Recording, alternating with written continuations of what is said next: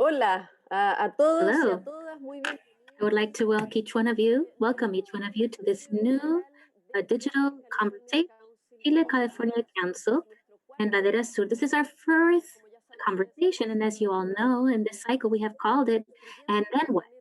Building a resilient planet. And why Chile California Council? Because why this relationship? Well, it's very important. We have done it in other occasions as well. That Chile, California have an amazing amount of similarities geographically speaking.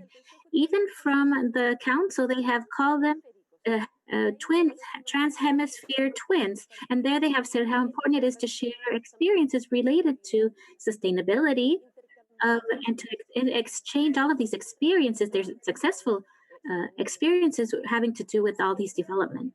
And today we would like to speak about parks, national parks, urban parks, parks for people, designing for social wellness. So, what is the importance of the parks for people? What is the importance of parks for the conservation as well? And all of these areas are going to be touched on today in our conversation with Chris Tompkins, president and co-founder of Tompkins Conservation, as well as Gregory Moore. He is CEO and emeritus and special advisor of the Golden Gate Park Conservancy, and with Martín Andrade, who is the director of the Metropolitan Park of Santiago, here representing Chile. So the three of them, you each are welcome. You are very welcome. Así que welcome everybody. We are really happy. It's an honor for us to be with you today, and I hope we have fun today.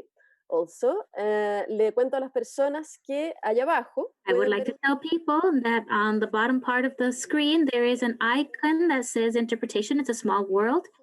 Those of you who are in the Zoom on YouTube, I'm very sorry you cannot, but those who are in Zoom, you can reach the interpreters and decide and choose what language you would like to listen to. So for most of the public, the Chilean public, you or those who speak Spanish, you can hear Spanish directly translated simultaneously, and those who would like to speak in English as well. Chris and Greg will be speaking, and Martin, there will be Martin will choose what language he will speak, and the others will speak in English.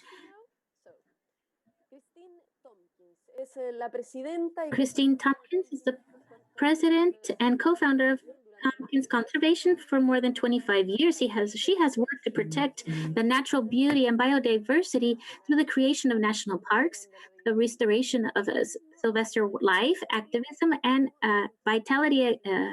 financial vitality as a result of conservation.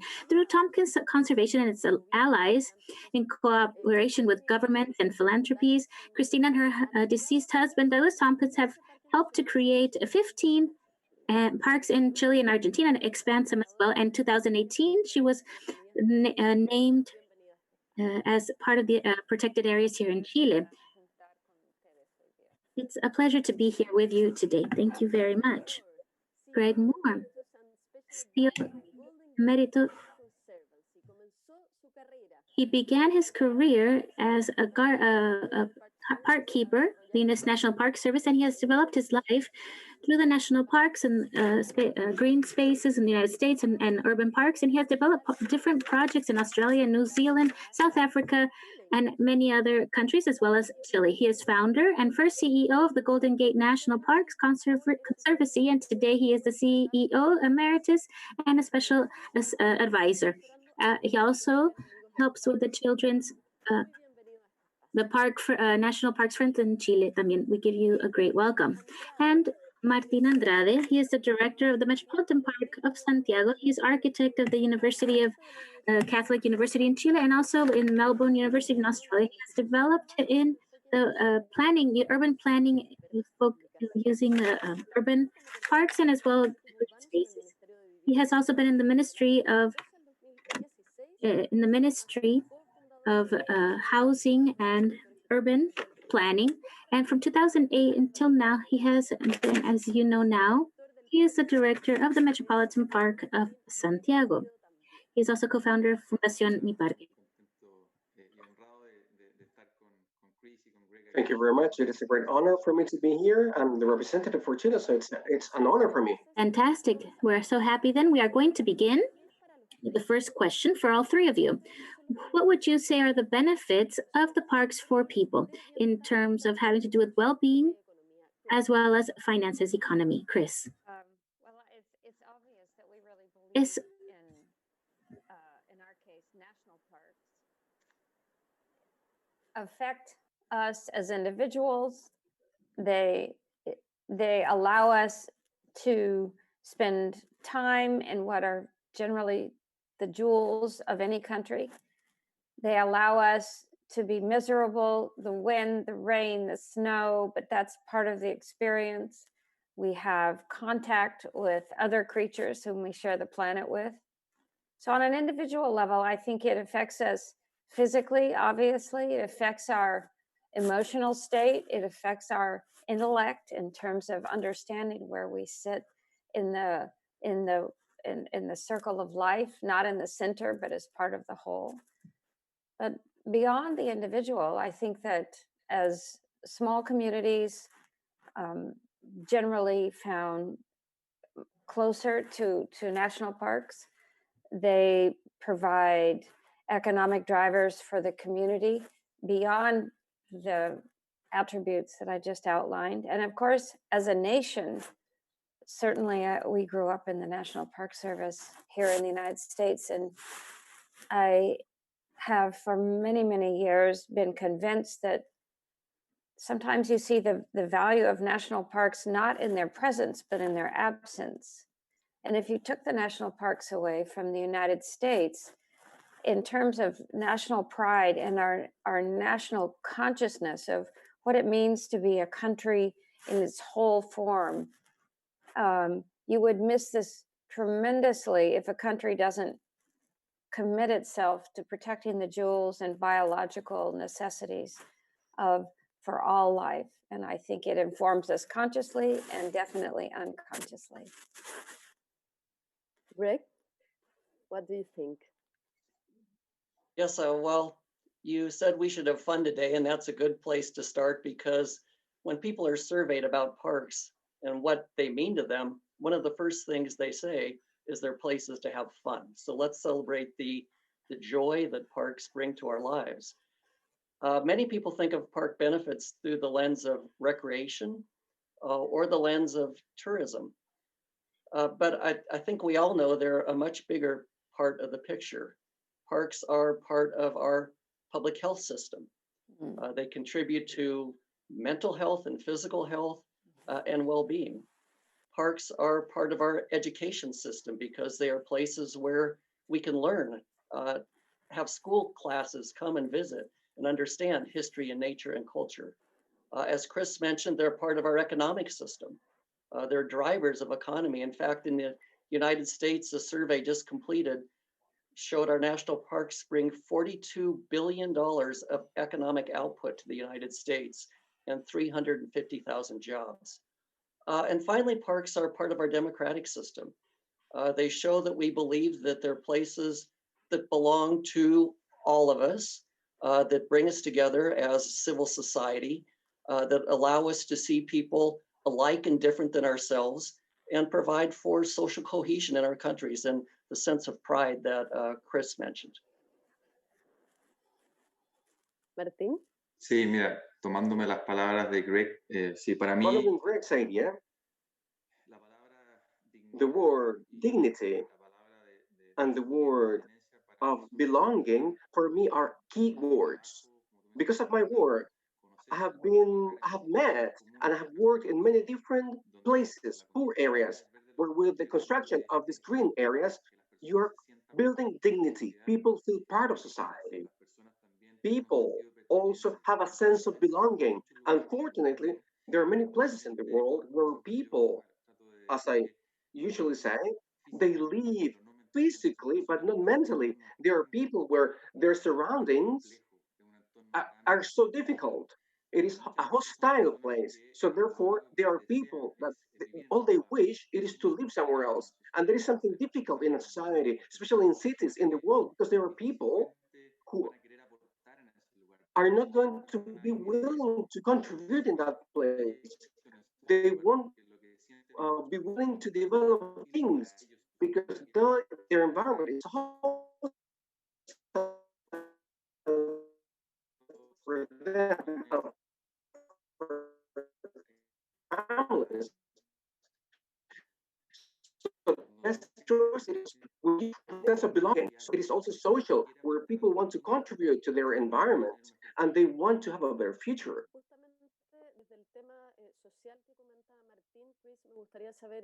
Chris, I would like to know your opinion on why you were saying many times parks are like equity, social equity. No question about parks. It is they are very democratic elements to a society. And I would put it this way.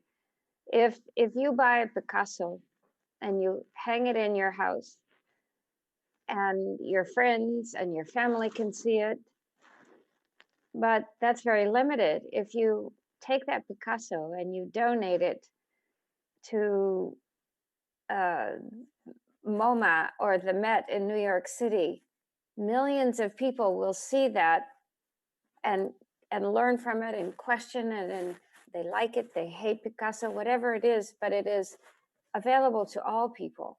And for Doug and for me and for our teams in Chile and Argentina, this was a major element of donating the parks back to the country, because when we walk through Yellowstone National Park or walk through the entrance gate, we pull our suspenders. This is my park. This is our park.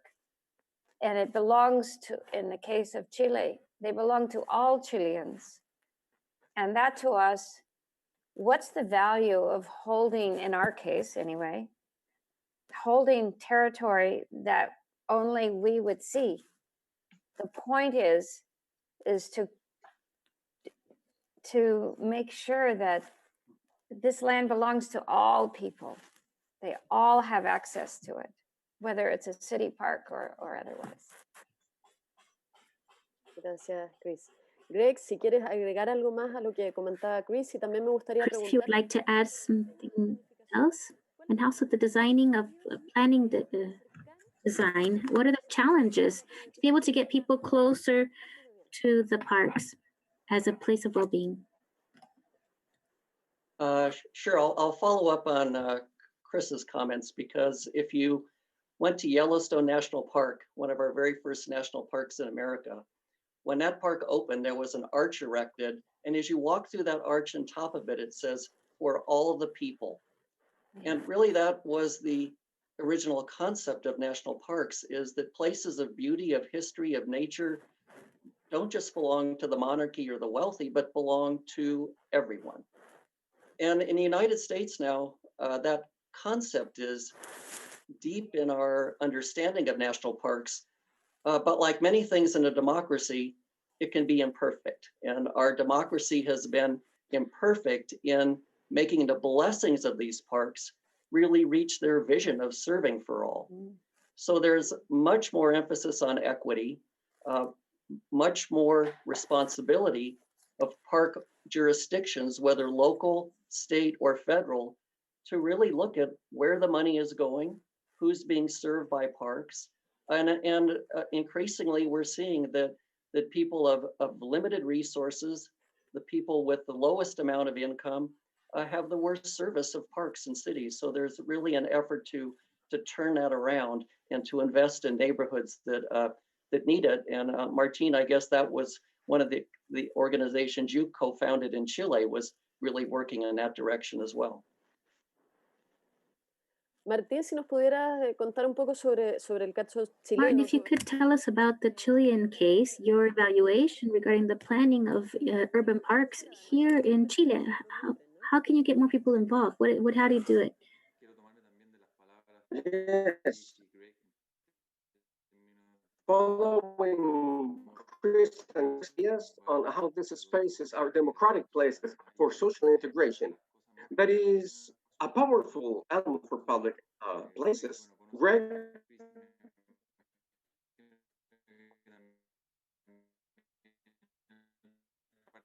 And Chris, you know, the better part, it's an important role that we have to boost. They come here, they practice sports different times, and they are in a place altogether, democratic place, where we all need to learn to co-live, to respect ourselves, to take care of ourselves. So that's the first thing. And in terms of planning of parks, well, it is something we need to work on. Hopefully, within or in a few days, we can announce a national policy related to urban parks with clear definitions on different lines of work. This is not only to have more parks or building more parks, but how we're going to supply with tools for those municipalities with lower resources so they can keep them. How can we train our gardeners so they do a proper maintenance? How can we educate the population so they take care of parks? How can we integrate civil society, companies, so they can be part of this conservation, so we can provide with tools so they can contribute with this type of work? So there's a lot of elements, many elements which are so fundamental, which are going to be part. And we hope to see them in this new parks policy, which is going to be boosted from Sebastián Piñera's administration. So in that way, we can project this into the future. Nowadays, it doesn't mean that we have not done it before. I mean, we have done a lot. The parks network is more than 22 parks which are available for the community. There's other 14 parks which are in regions which are all also managed by the ministry. And our dream, it is to create a national network of parks at a national level, similar to what Greg has done. We want to see how we can interconnect these parks. So we need more resources, but above all, we need much more cooperation in order to reach to more green areas, especially where they are more needed. In social terms, as well, we were commenting the other day, having to do with work, that is also very important. How much work can the parks give? I would like to know the opinion of each of your cases. Chris? Oh, bueno, sorry, in English. It's it obviously varies from park to park, but over the last 28 years, we have at sometimes had 150, 200 people working. It just depends on the development of each park, how much infrastructure was going to be built in each park. Park, every place has its individual strategies. So I know that in many cases, a lot of the work that we've done ends up being about Doug and Chris. But in fact, all of the parks in Chile, we were the only foreigners, or maybe there was one or two others that would come and go. But these parks were built by Chileans. They were designed by Chileans, especially with Doug. And so we committed from the beginning that the parks should be created by people of the country. And so in Argentina, it's the Argentine teams and so on. So we believe very heavily where we can, working with local people. Sometimes with certain kinds of construction, you have to bring in somebody from Puerto Montt or Santiago who has a certain technique, but by and large, and even with our rewilding program in Chile, all of the people who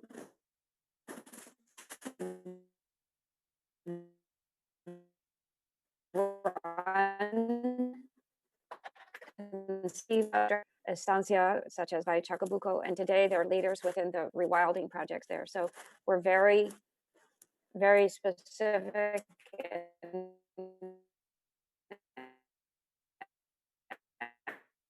adamant that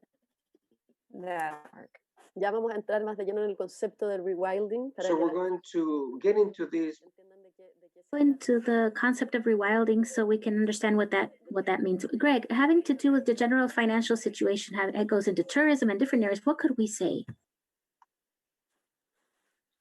Well, in terms of tourism, obviously now it's a different picture for all of us. In our case, our national parks in the San Francisco Bay Area We're the most visited national park in America with 25 million visits a year in our 32,000 hectares of open space. So the local community is a big part of that visitation because we're a unique national park on the doorstep of where all those people live. But the tourism value of the parks is there as well. And that's what contributes really so much to the local economies, over $1 billion of economic output from these national parks at the Golden Gate. But like Chris, we're deeply committed to the local community. It's the local community in our case that fought for these parks, that put them in place in the early 1970s. And the local community sees them as their own. In fact, we have 25,000 volunteers every year that help with rewilding programs, that contribute to the well-being and maintenance and stewardship of these national park lands. Gracias, Martín.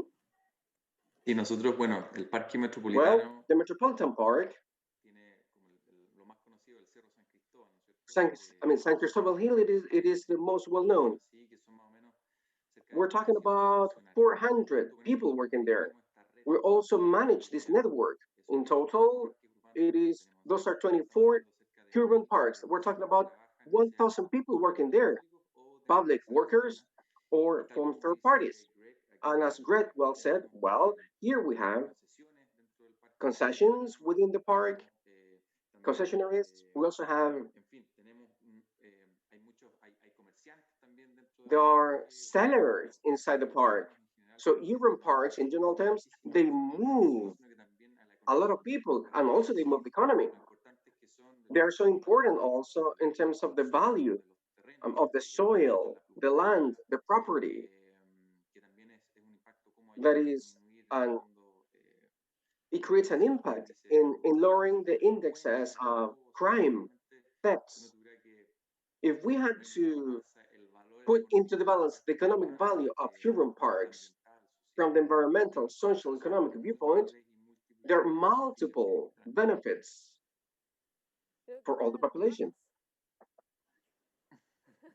I think it's time for the maps. Which is first? Chris, you will be first, but we have already talked about the well-being for people. What happens with the well-being for nature, for conservation? What happens with the parks and their role as biological drivers? I would like for each of you to share with us briefly the cases, or basically taking as much time as you want, regarding the importance of parks having to do with this area. Chris, we begin with you. If you can put the map up for Tompkins conservation, that would be great. There's a map. So on this map, you can see that these are our projects over the last 25 years within Chile and Argentina. And each one of these areas has been chosen to represent some biological threat, or sometimes they're pristine. For example, in Chile, Pumalín National Park, that's almost 400,000 hectares of pristine temperate rainforest that we were able, that's how we got started in all of this.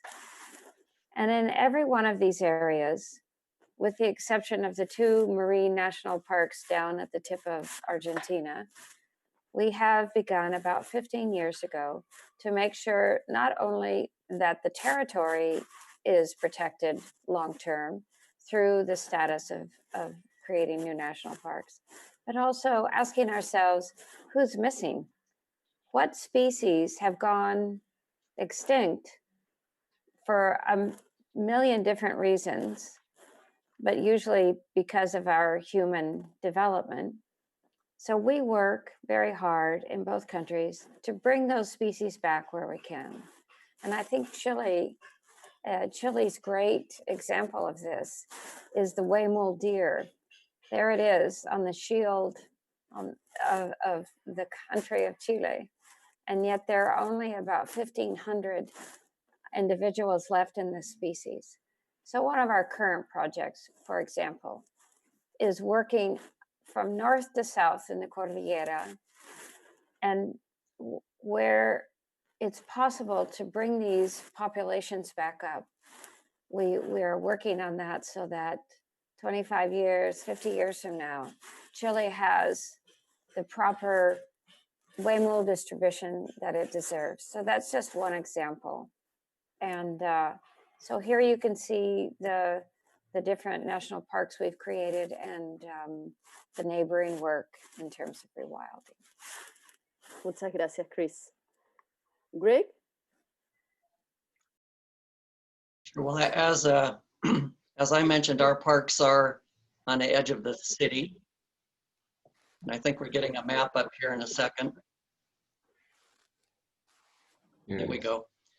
So you can see all the green space with San Francisco there in the center. And the park is for an urban park. It's quite large, 80,000 acres.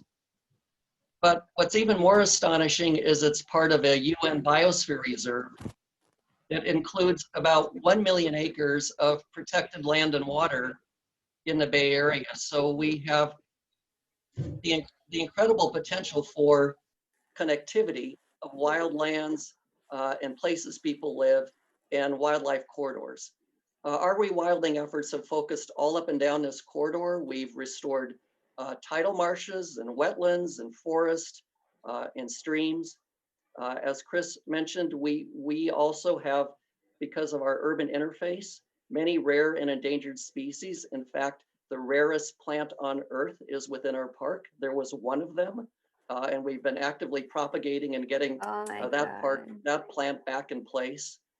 And to do the work, we have 7 native plant nurseries, all run by volunteers, growing about 250,000 native plants a year that are planted in now about 50 different sites throughout the park. So we are bit by bit monitoring the ecological health of this entire park and doing what we can to bring back nature. And we found, and I think Chris has shown that so much in her work, the resiliency of nature, how quickly nature will return if you give it a helping hand, and how quickly that biodiversity will come back. And for urban residents, the beauty of that biodiversity is a breathtaking experience for them. And the proximity to wildlife is part of it as well.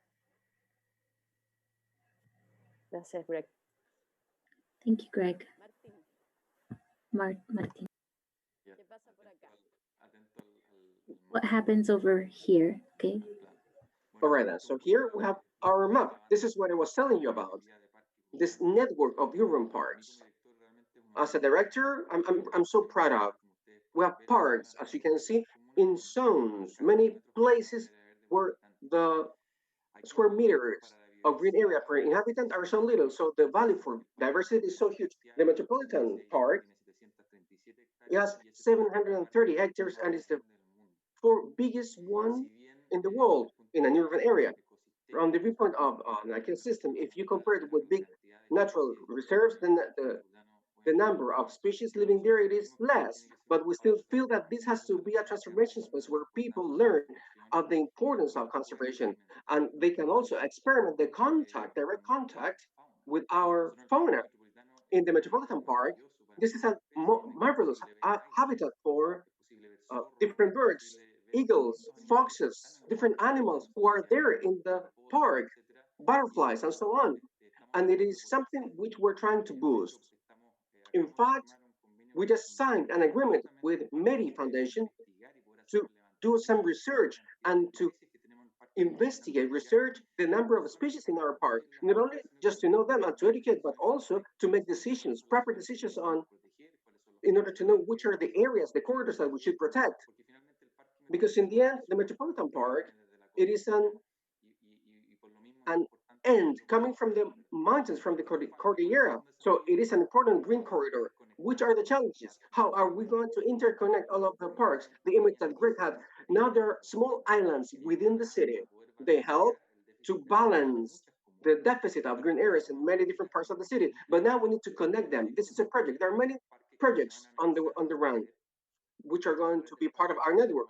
The Metropolitan Network is going to grow. There are beautiful projects. One of them is Mapocho River, which is one of the biggest projects which has been executed in the last 50 years.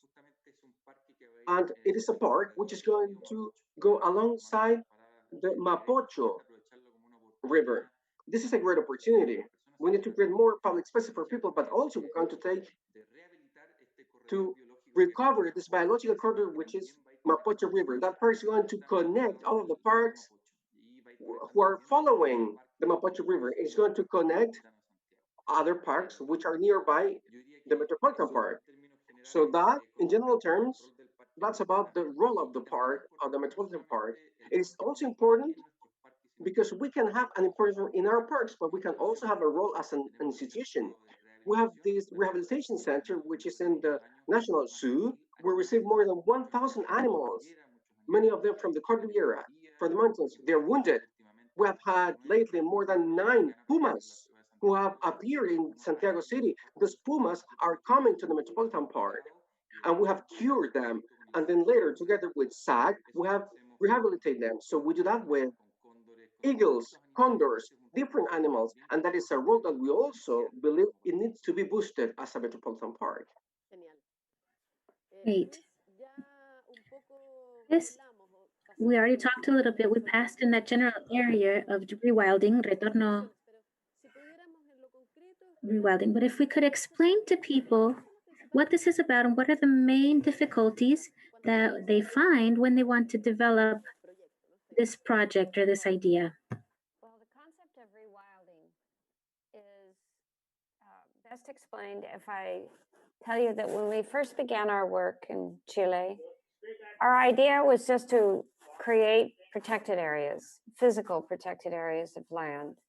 In this case, Pumalín, Douglas Tompkins National Park.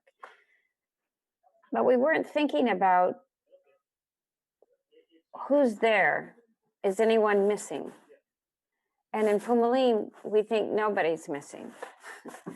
But when we got down to other parks in Argentina and then eventually in Patagonia National Park in Aysén, we really saw that when you ask the question, who's missing? There were new kinds of answers. The way, for example, in Patagonia National Park, there was a huemul population there, but it was quite small and fragile. So we undertook what now has been almost 12 years working with that population and expanding it and looking at what are the threats? Why did the population of anything become reduced? What were the threats? What were the circumstances that led to it? And then once you establish that, and could we remove those threats so that working hard, these populations could be healthy again? And once you establish that, yes, we could mitigate those threats, then you start for a lot of, many different strategies to bring them back. And as I mentioned earlier, the huemul deer in this case is very central to the rewilding of Chile as a country.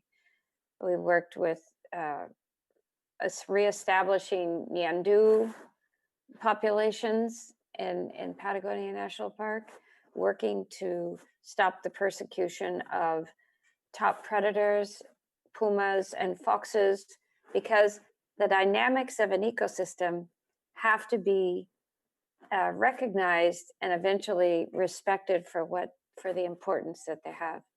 And in northern Argentina, we have worked with 10 different species, including jaguars, bringing them back to Ibera wetlands where we have been working since 1997. And so throughout the Southern Cone where we work, we have adapted rewilding as part of our concept that our work is not done until everybody's back. Thank you, Chris. Greg? Muchas gracias. Greg, would you like to say something about the experience that Chris is sharing? Very welcome. We would love your opinion or comment. And after that, also, if you can tell us about Golden Gate National Park and what has been carried out there, rewilding, and talk about this strange plant that you are working on now to conserve, and a little bit more about the experience from California. I would also like to know more about your comments, what Chris was talking about, and also about your experience in Golden Gate National Parks. Sure. Well, I love the concept of bringing everybody back because these parks belong to wild species as well as human beings, and they're not fulfilling their mission unless they're serving us both. At Golden Gate, we had a very fragmented sense of ecosystem because of all the development near the park and people treating it not well over time. So our first challenge really was one of getting the public will, the public consensus to launch ambitious restoration projects without the public feeling that those projects would be closing them out of the parks, but believing they would make the parks healthier and more enjoyable. And that was a long effort of making our scientific work very transparent, of engaging people in very simple ways and understanding what ecological health means, in rating our ecosystems and rating our species and whether they were doing good, bad, or fair, or declining, or coming back, and getting the public actively engaged in wildlife monitoring programs and native plant programs, and letting them see the beautiful results of a year or two of effort where there once wasn't a tidal marsh. Suddenly you have, in the course of 1 year, 25 different bird species enjoying a place that used to be concrete. So that really has been a 30-year effort of marshaling the public will and the resources to get this work done and putting sound scientific data and monitoring behind it.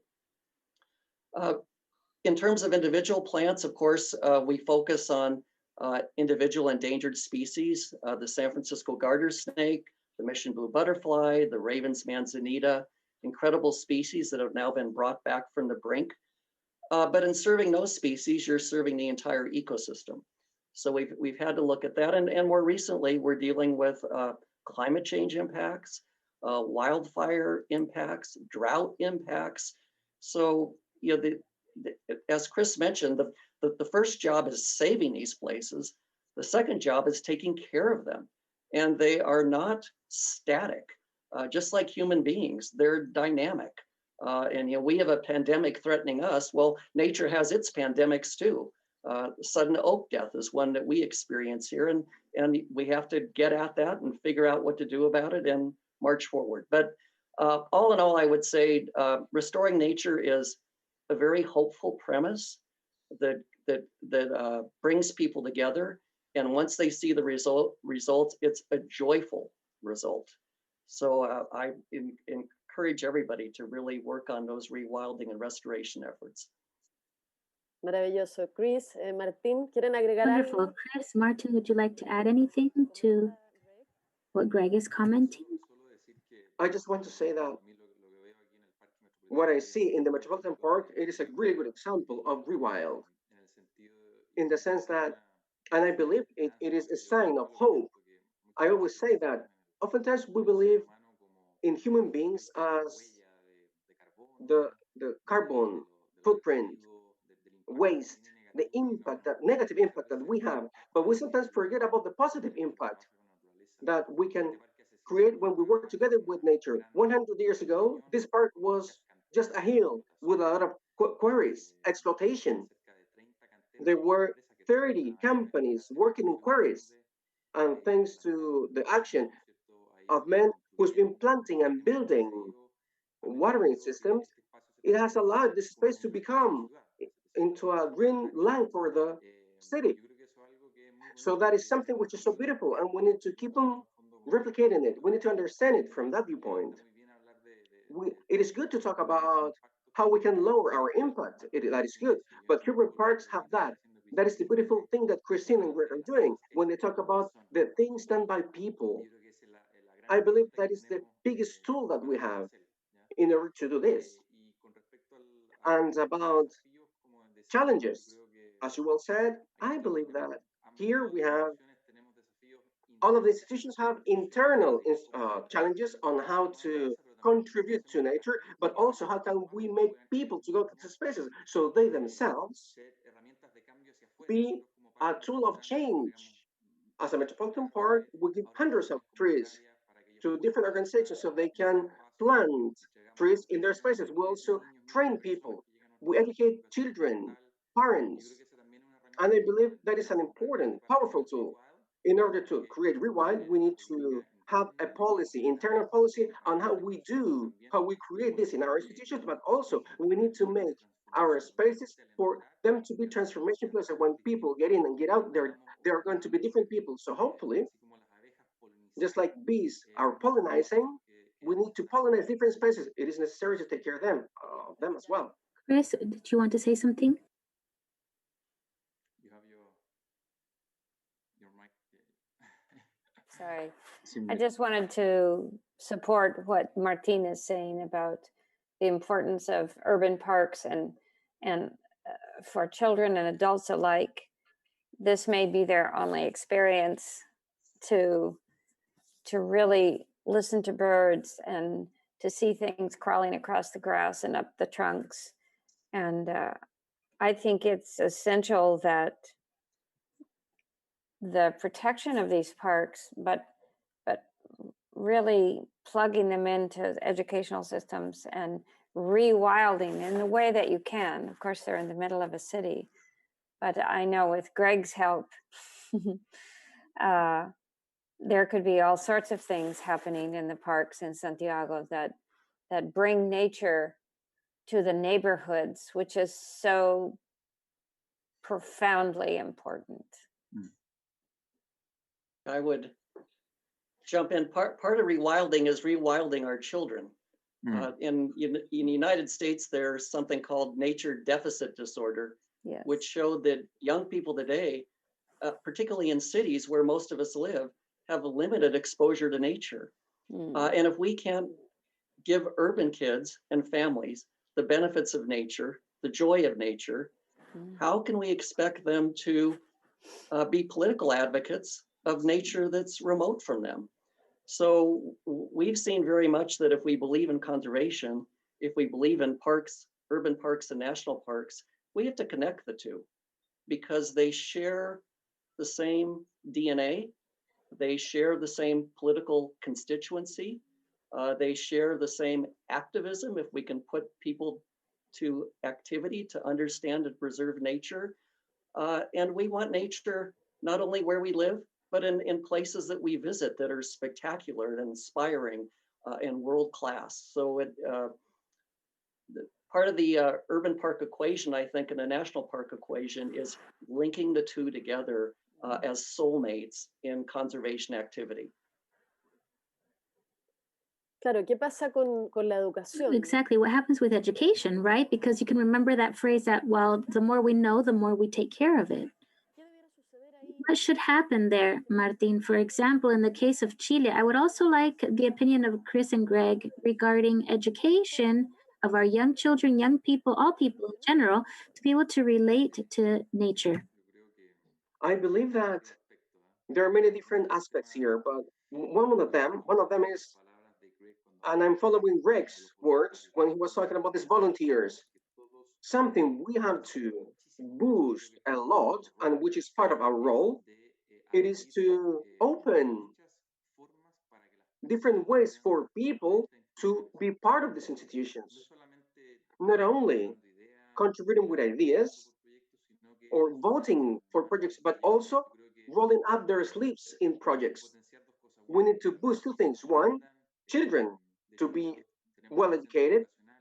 We have an educational place where more than 15,000 children visit us. We have lectures and lessons, and we invite them into the forest.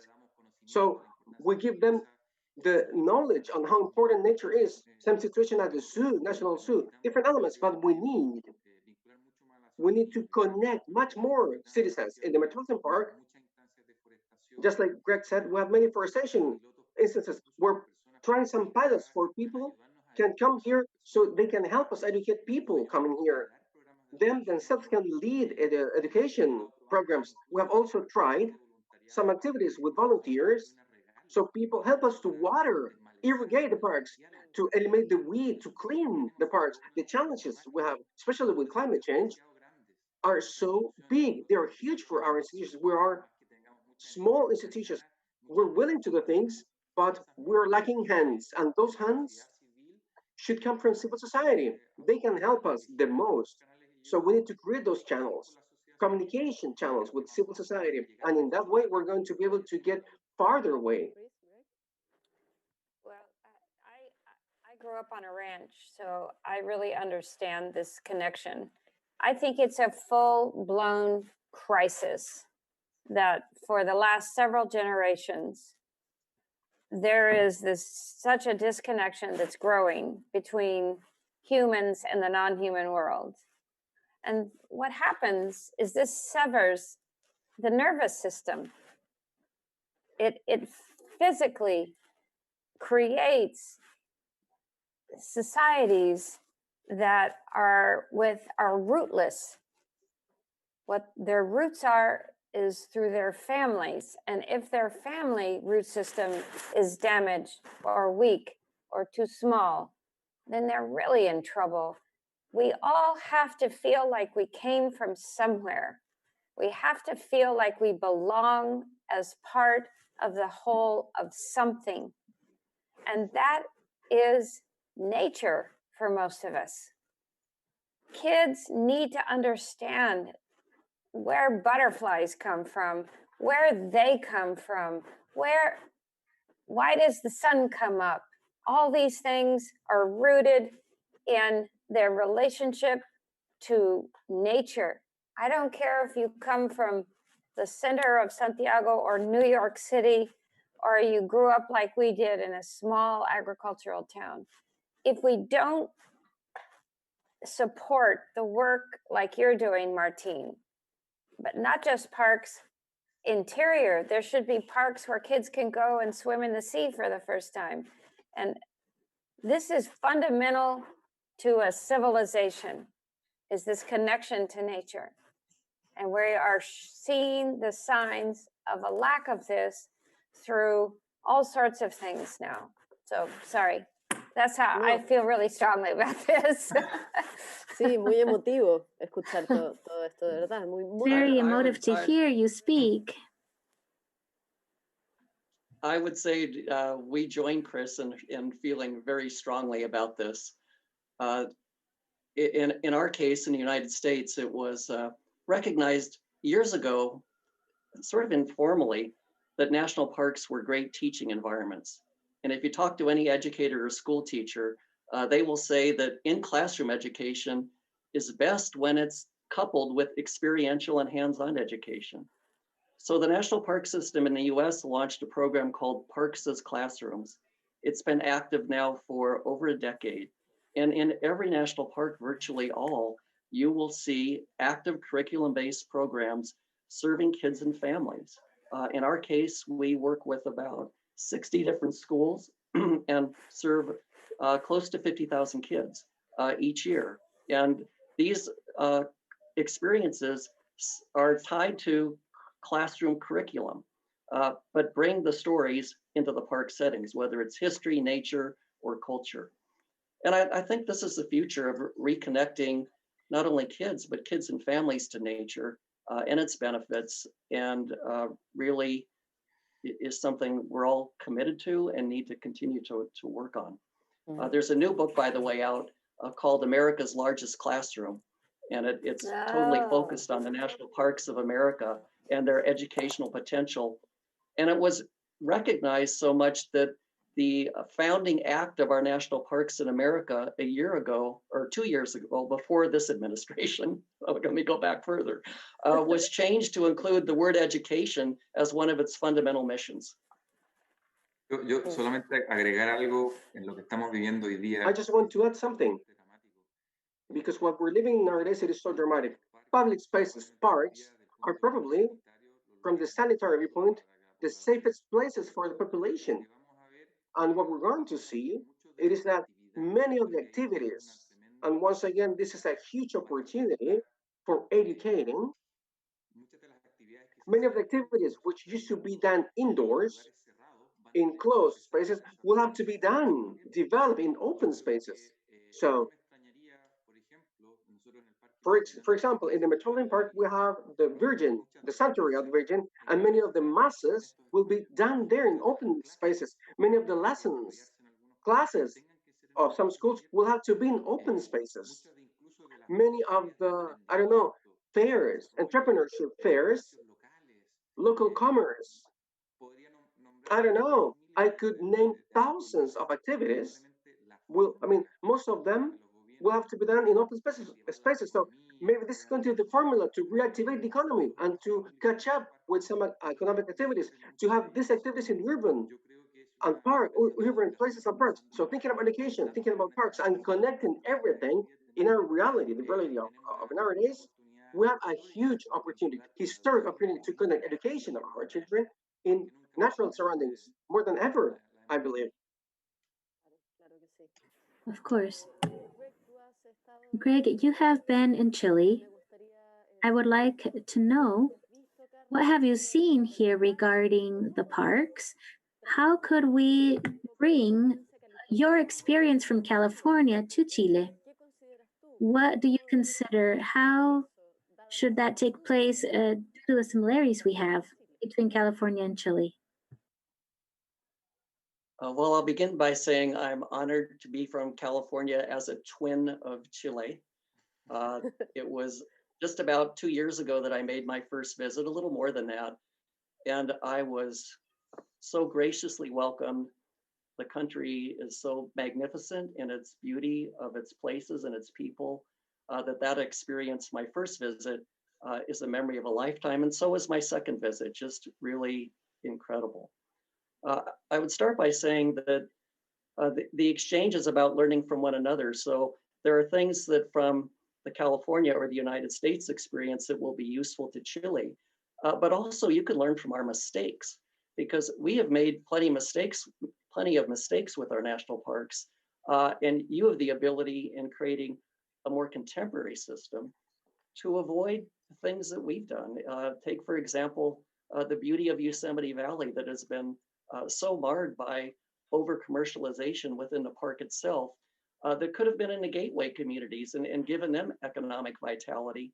But instead, we put a lot of our development inside our parks, basically hurting the experience that we were hoping people would have. In terms of the exchange with Chile, I think because our countries are so similar, we have many things of hope and vision that we're pursuing, but also, sadly, we're in a mutual trauma, a trauma of a pandemic, a trauma of social unrest, a trauma, of course, that we knew of already, of climate change and wildfires. So we need to share hope. We need to share common practices. We need to share success stories. And we need to inspire and motivate one another, because it's hard work and it's long haul work. It's joyful, but it's not simple. It's complicated, and it takes perseverance and good spirits. And fortunately, parks really bring out the good spirits in everybody. So that's in our favor. Está bueno saber eso, ¿no? It's good to know that we have something in favor. Chris, you know Chile very well, and knowing California very well as well, what would you rescue from both places in terms of the parks? I think that's one of the great ideas that's been exported from the United States around the world is the concept of having national parks. I can say a lot of things that have exported from here that aren't so good, but this is really a good thing, and I think that's been proven around the world. I think national parks in the United States, California, prove that even the best ideas are poorly funded, and wherever they are around the world. And I know that Chile is working very hard to expand its style of management for national parks, and that there's a real commitment from the side of CONAF and I think the national government in general to realize the full possibilities for the national park system in Chile. I really see that the two countries are pretty on par. I don't see that Chile is lagging behind, so to speak, in terms of its national parks from the US. Chile has, the first national park was created in 1926. So Chile, Argentina, Australia, the United States, it's really one of the early countries. So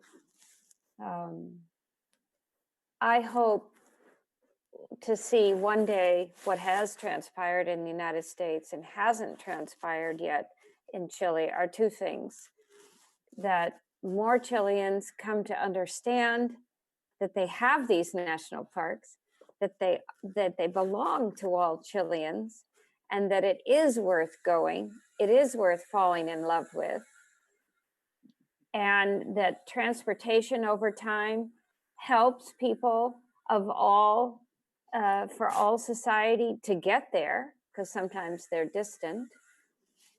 And the second stage of that always is they fall in love, they see what they own as a people, as Chileans, and then they're inspired to defend them, to make sure that they're taken care of, not for 5 years from now, but in 100 years from now.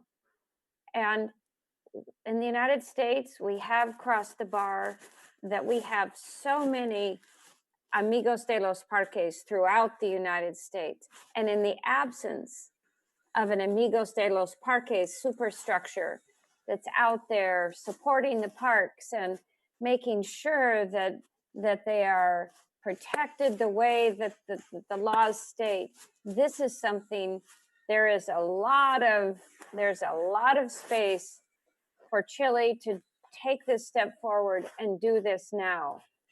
The national government is responsible for them, but all Chileans are responsible for them. And I really believe that Amigos de los Parques, that's been around for about 2 years now, this is a movement and an entity that should and will take off within Chile.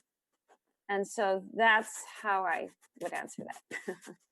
Excelente. Martín?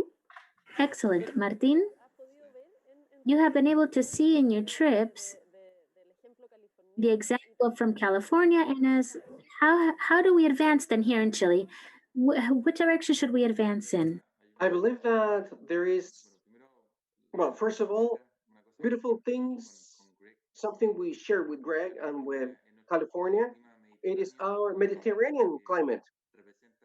It represents around 20% of the biodiversity in the world. And in terms of the territory, it only represents just 5%. So in that Mediterranean climate, we have the central zone of Chile on the Californian coast, which now we're designing a project which is a botanic park, garden, that wants to protect the flora, native flora, Mediterranean flora, so as to share and to create alliances at a world level with other organizations, and doing it with institutional cities or with territories which have the same challenges as we do.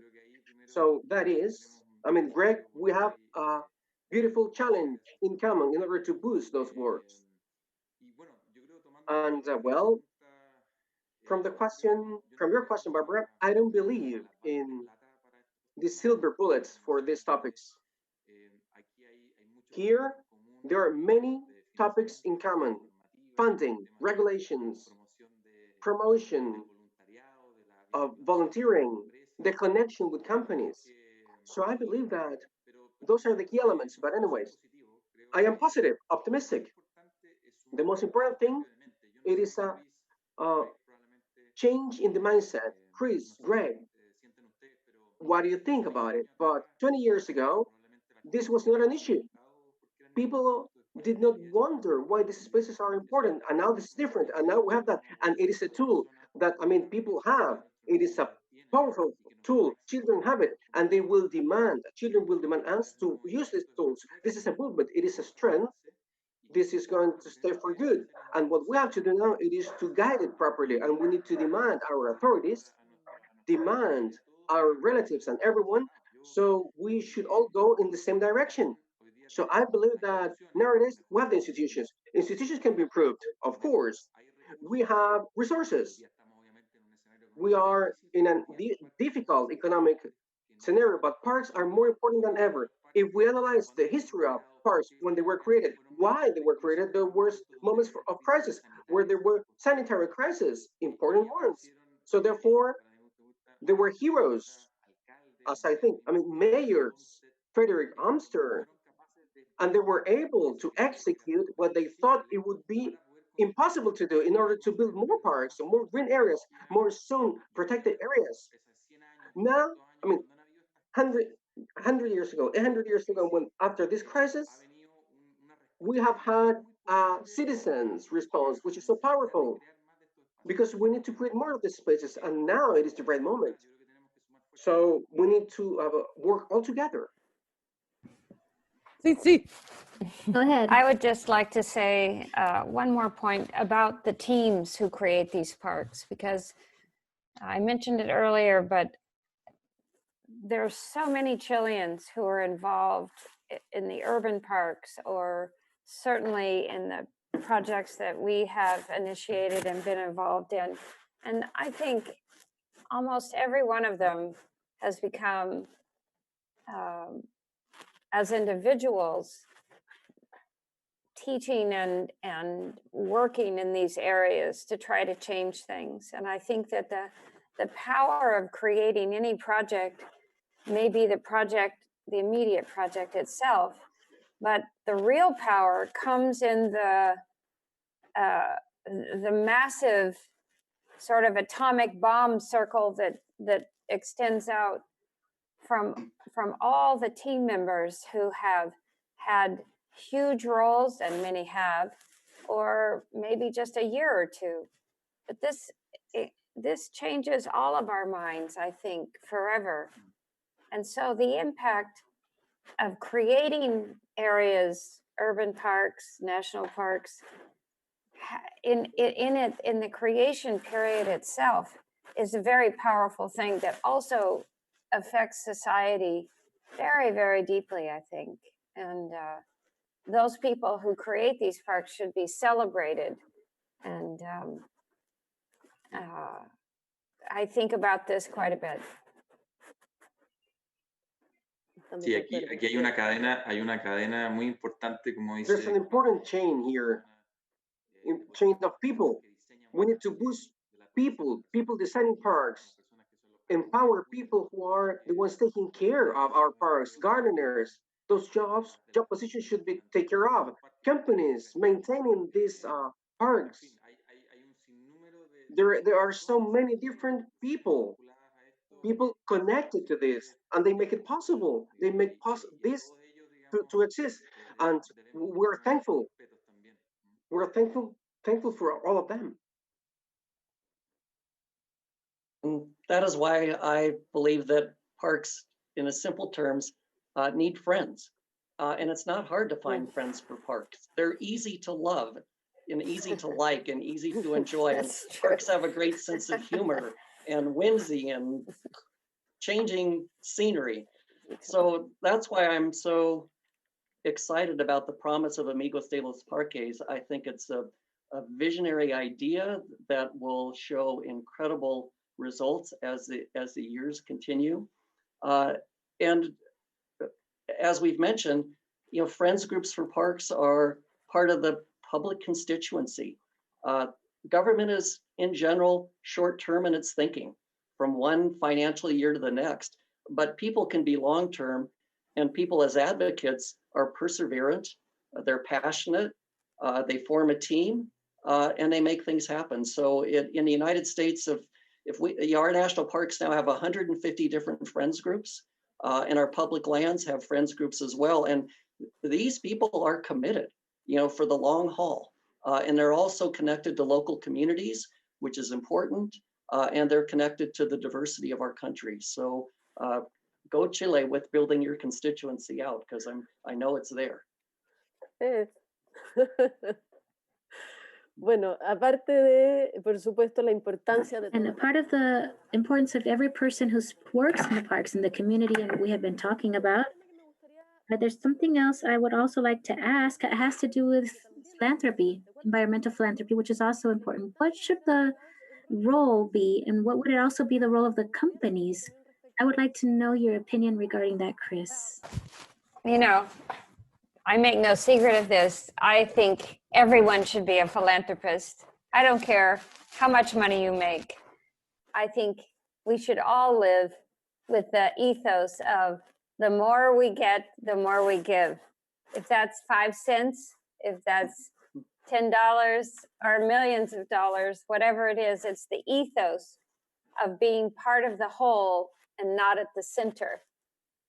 So I'm big on this. And I think with the globalized economy, so much of what happens in modern day life now is based on business. You win, you lose. It's a very harsh environment for many. And we at Patagonia Company and other companies, there are companies in Chile who are B Corp and are, you know, that's really expanding. The companies can no longer sit at the sidelines and watch society go by, and that their contribution is only in those times when you have a real disaster. A tsunami, an earthquake hits in Chile, fires in California.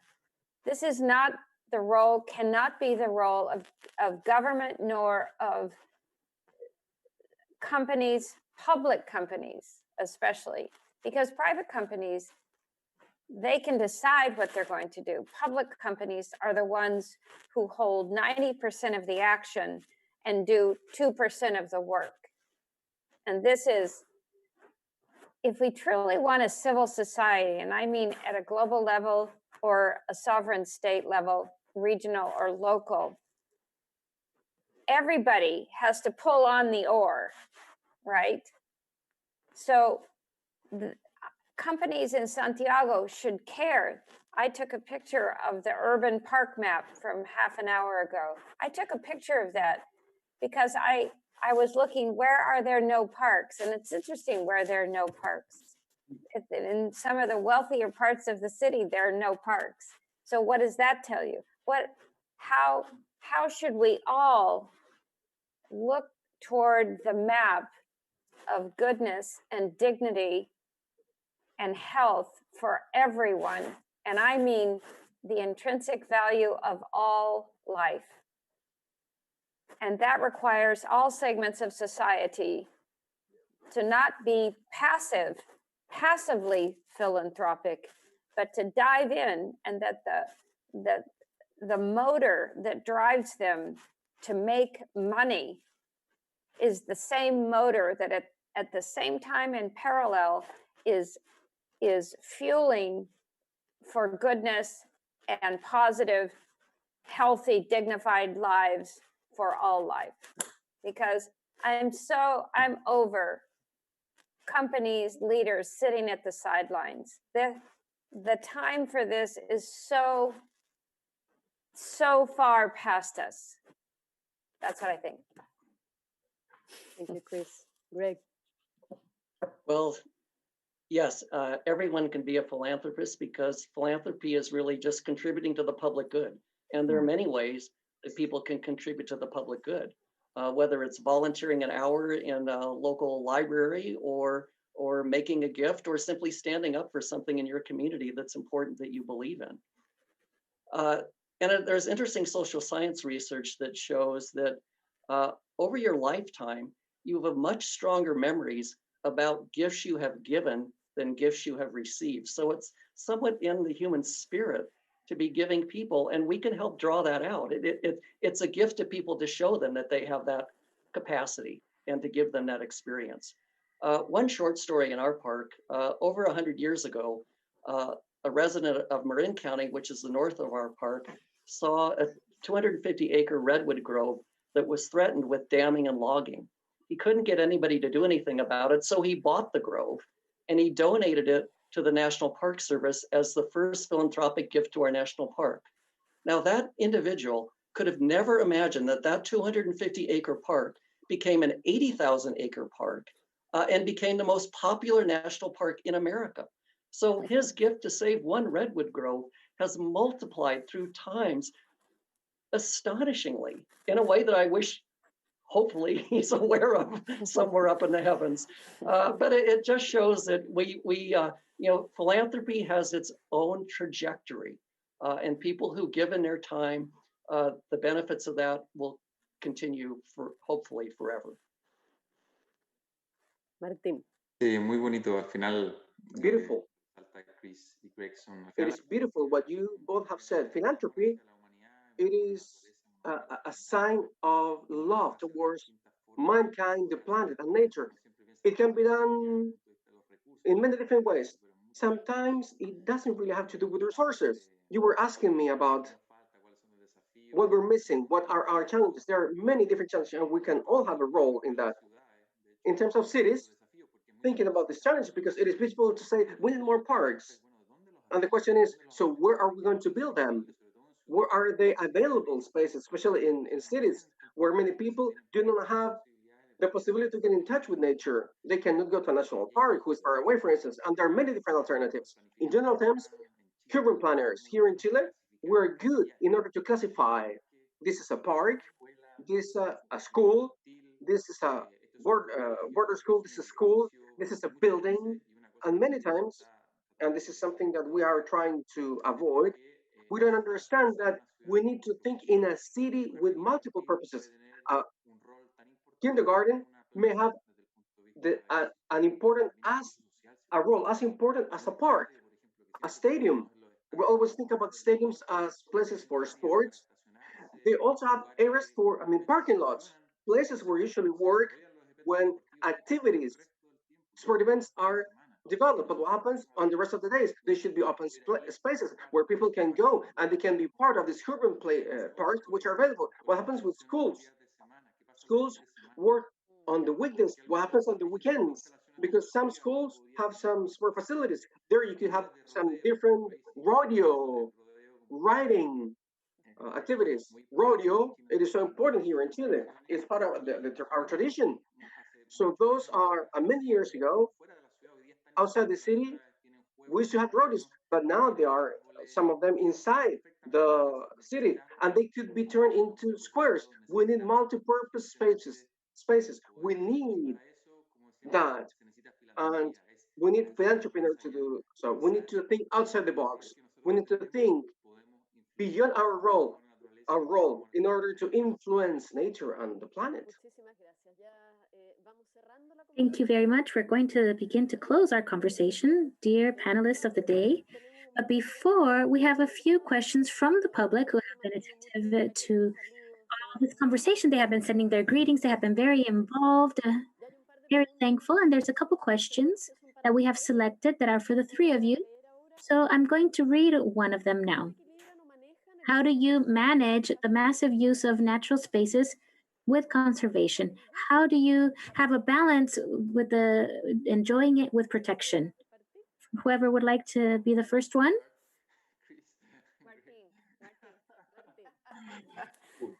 Tough question. A ver, es un equilibrio muy difícil. It is a really difficult balance.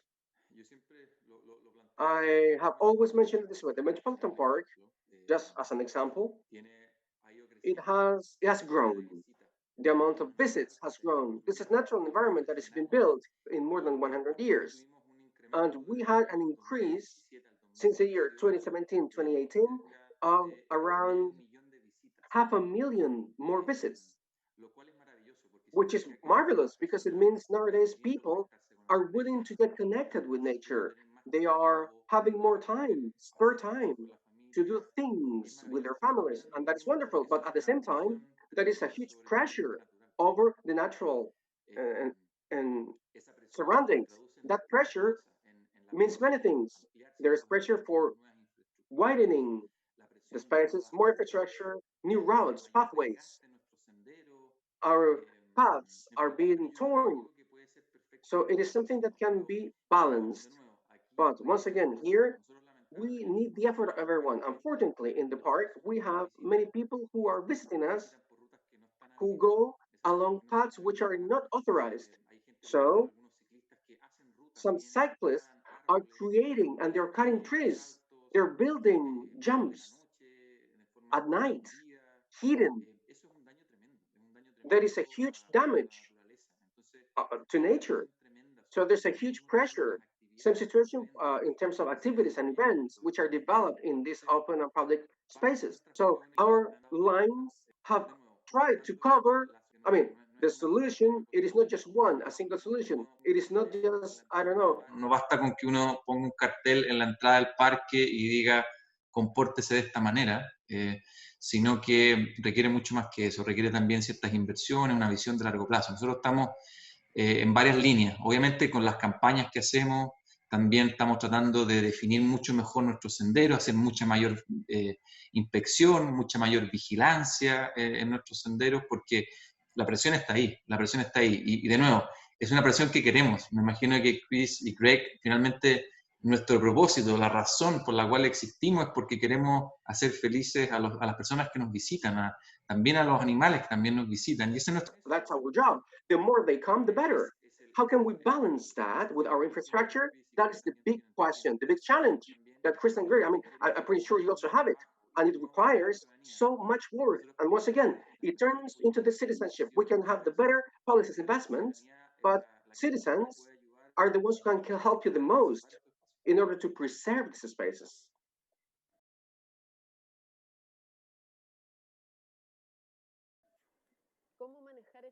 Martín How do you reminded me handle of that balance? well, a little story. Martín reminded me of my late father, who was a business person and could never understand my conservation work. And one day he had an epiphany while visiting me in the parks and said, I got what you do. You're in the make people happy business. And I thought, okay, that's good. Parks do make people happy. But in terms of balancing that happiness with conservation, I think there are three things. One, understanding what you're trying to save, really looking at the ecological position of your resources and determining what your goals are in terms of saving it. Then building a public constituency behind it, whether it's through volunteerism or campaign work or with local allies so that others believe in it as well. And finally, good design is really essential. And we've learned the hard way that one of the best things that we can offer is a good trail system. Because if we can get people walking where we want them to and not walking where they shouldn't, that is a big part of solving the problem. Because sometimes the social trails are inadvertent. There are people that can't get from where they want to go. And we've had to use a lot more low-key barrier fencing just to ensure that people get that extra message that this is habitat, it's for animals and plants. And if you wander in it, you're putting it at risk. Well, and I guess I would start out by saying that I'd much rather have the problem of figuring out the zonification for the parks, making sure that the sensitive ecological areas are not populated with a lot of visitors. Just as Greg said, Martín said, you have to design the parks depending on what the circumstances are. But I would much rather have that as the problem than not have the conservation or the urban part. So I consider these good problems to have. Yeah. It's absolutely true that a park like Torres del Paine has been loved to death, but it's not the visitors' fault. It's a park that got off the ground, and the planning, which I know is underway, a lot of people working on this now. You have to design the park. How do people flow? Are there limits to the number of people who can go into an area at any one time? It would be great if we could just open the parks and just their pure existence is the management, but that's when the hard work also begins again, that you have to create an experience for visitors, not today, but 100 years from now, at the same time providing absolute security for the non-human world whose home they're visiting, and of course the ecosystem itself, grasslands, forests, making sure that parks are really well designed today. Because 100 years ago, nobody thought that there would be 6 million people visiting a particular park in the United States every year. And nobody really imagined probably Torres del Paine would be overwhelmed the way it has been. So good problems to have, because it means that they exist. But it's a public-private effort. It's the government has to fund them properly, get them maintained and managed properly. The visitors have to be respectful, mind the rules that there are there. And so it's a team effort that at the end of every season of every park around the world, they haven't been trashed. And, you know, they exist. And so welcome the problems. Bárbara, solo para agregar lo por que decía supuesto. Kristine y Greg. Yo creo que hay otro tema. Yo no conozco las cifras desde el punto de vista de la cantidad de metros cuadrados de parques naturales, parques nacionales por habitante en Chile. No sé cómo será eso. I want to ask something else. Parks, national parks, that is compared with California, some of the countries in the world. But there's no doubt that one of the answers, as Chris is saying, of this good problem, this problem that we're having, it is creating more of the spaces. As we have more parks, as we have more urban and natural parks, what we're doing, it is to lower the occupational burden of the green areas that we have now. From the urban viewpoint, we have around, at national level, 4 square meters of green areas per inhabitant in Chile, way below any standard from the World Health Organization or compared with some other cities. So we're less than half that's required. So when we have fewer spaces, the pressure over those spaces is much higher. So once again, it is not, there's no silver bullet, but we need to have more spaces. That would help us so much. Specific question for Greg, and if anybody else would also like to answer, how do we continue getting deeper in the relationship between Chile and California? What is your opinion? Well, that's a great question. I think the California-Chile exchange, of course, has been active for a while, and let's hope that can continue. It's a little bit challenging now for all of us because of the health conditions in our countries and having to make that exchange be a virtual exchange. But my experience is that as you do this work, you build trusted friendships, and the handful of friendships I now have with people in Chile, with amigos and with the parks, they're really treasured by me there's a gift. There's a gift to me, getting to know these people, seeing these visionary leaders, helping them to the question.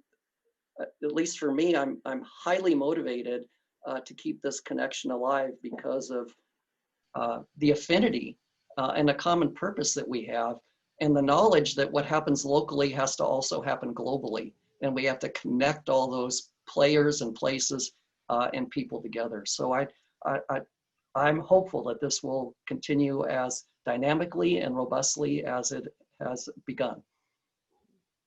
¿Alguien quiere agregar algo respecto de? Would anybody else like to add something regarding that specific point?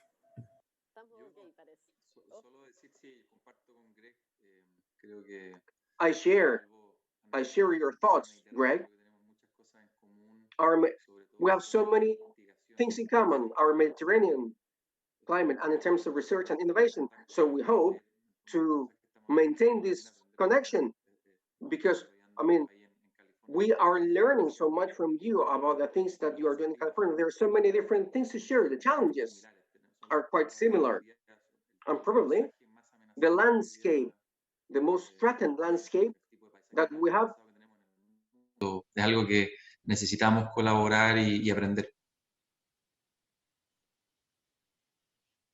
Bueno, vamos entonces. I would just add one thing. The organization that brought me into this world, I'd like to express my gratitude toward. It's the Lincoln Institute of Land Policy in the US, and they run something called the International Conservation Network Exchange. And their fundamental belief is that people around the world have this common purpose, and people that are practitioners in conservation have best practices to share. And it's a very reciprocal arrangement. So, you know, there are people that see the benefits of this type of exchange and are willing to put support behind it. Good. Ahora sí, entonces vamos. So now we are going to start saying goodbye. I would like to ask each of you for a last favor. If you can give us a few words to close, just a message for the people who are watching us now and who will watch us later on, and also that are connected on YouTube. Oh, I would end by saying this, that all of us, regardless of where we are in the world, we have a responsibility to participate in our local, think locally and act globally. And we are so far past the point where doing nothing is an elective.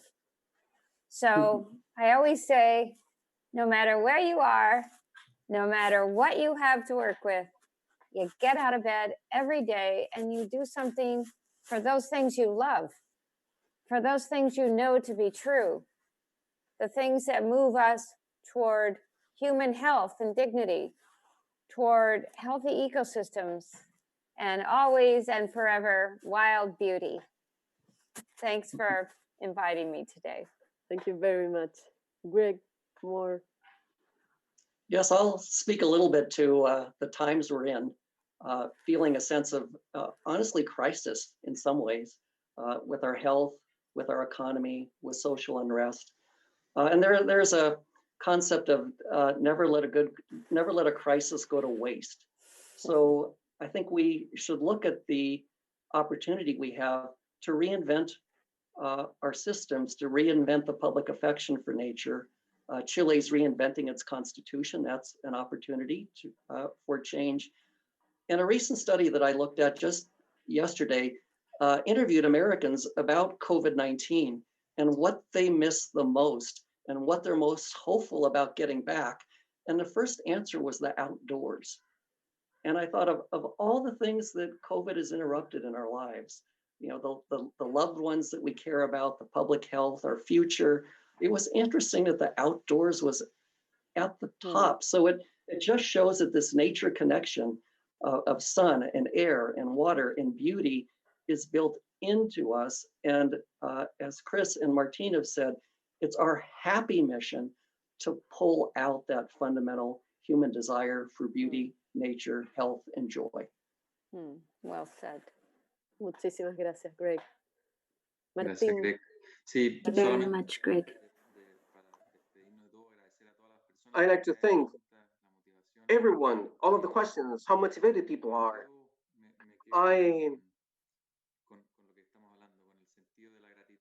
This feeling of gratitude, I also rescue what it means philanthropy. It has to do much more with contributing. We all have a role in this. And I believe that, as I said before, we are all tools of change. If we believe in this, we are living a moment when the connection with nature and with our public spaces, it is more important than ever. And to do so, we need to get connected. We need to push hard to make this thing happen. I have so much hope in the future, in what it is to come. The situation is teaching us so many things. And I also wanted to say that I am grateful. I trust people. I've seen so many different webinars, everywhere, different conversations. we are thinking about this topic. We're reflecting. So I hope we get into action, in the action mode, and we're going to need you all. Thank you, Martin. Thank you, Chris. Thank you, Greg. It has really been a pleasure, inspiration to be able to talk. And personally, and I'm sure for everybody who has watched, we hope that you'll be doing well. I imagine those from California are going to go have breakfast now, and those from Santiago, Chile are going to go have lunch now. So a great big hug to each of you, and thank you so much. Hug back. Gracias, Bárbara. Le recordamos a las personas entonces que esta conversación, este conversatorio digital está en YouTube, en la página, el fanpage de Ladera Sur. Ahí lo pueden volver a ver, a repetir, y nos encontramos, por supuesto, en un próximo conversatorio organizado por Chile California Council y Ladera Sur. Que estén muy bien, muchas gracias a todos. Gracias.